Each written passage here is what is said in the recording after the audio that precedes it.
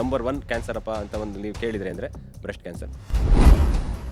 ಮಸಾಲ ಮತ್ತು ಖಾರ ಜಾಸ್ತಿ ತಗೊಳ್ಳೋದ್ರಿಂದ ಅನ್ನನಾಳ ಮತ್ತು ಜಠರದ ಕ್ಯಾನ್ಸರ್.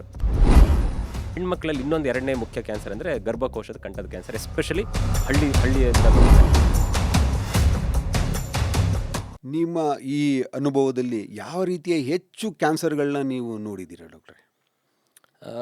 ಅನ್ಫಾರ್ಚುನೇಟ್ಲಿ ಇವತ್ತಿನ ದಿನದಲ್ಲಿ ಬರೀ ಭಾರತದಲ್ಲಿ ಅಥವಾ ಮೈಸೂರಲ್ಲಿ ಅನ್ನೋದಕ್ಕಿಂತ ಪ್ರಪಂಚದಾದ್ಯಂತ ನೋಡಿಕೊಂಡ್ರೆ ಬ್ರೆಸ್ಟ್ ಕ್ಯಾನ್ಸರ್ ಹೆಣ್ಮಕ್ಳಲ್ಲಿ ಮತ್ತು ಗಂಡ್ಮಕ್ಳು ಇಬ್ಬರನ್ನು ಕೂಡಿಸ್ಕೊಂಡು ನಾವು ನಂಬರ್ 1 ಕ್ಯಾನ್ಸರ್ ಅಪ್ಪ ಅಂತ ಒಂದು ನೀವು ಕೇಳಿದರೆ ಅಂದರೆ ಬ್ರೆಸ್ಟ್ ಕ್ಯಾನ್ಸರ್.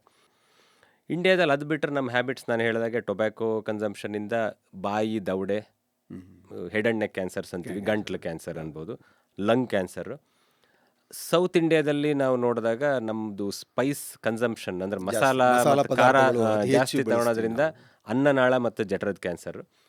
ಇನ್ನು ಕಾಮನ್ನಾಗಿ ನೋಡೋವಂಥದ್ದು ಕೋಲೋರೆಕ್ಟಲ್. ಹೆಣ್ಮಕ್ಳಲ್ಲಿ ಇನ್ನೊಂದು ಎರಡನೇ ಮುಖ್ಯ ಕ್ಯಾನ್ಸರ್ ಅಂದರೆ ಗರ್ಭಕೋಶದ ಕಂಠದ ಕ್ಯಾನ್ಸರ್, ಎಸ್ಪೆಷಲಿ ಹಳ್ಳಿಯಿಂದ ಬರುವಂಥ ಹೆಣ್ಮಕ್ಳಿಗೆ.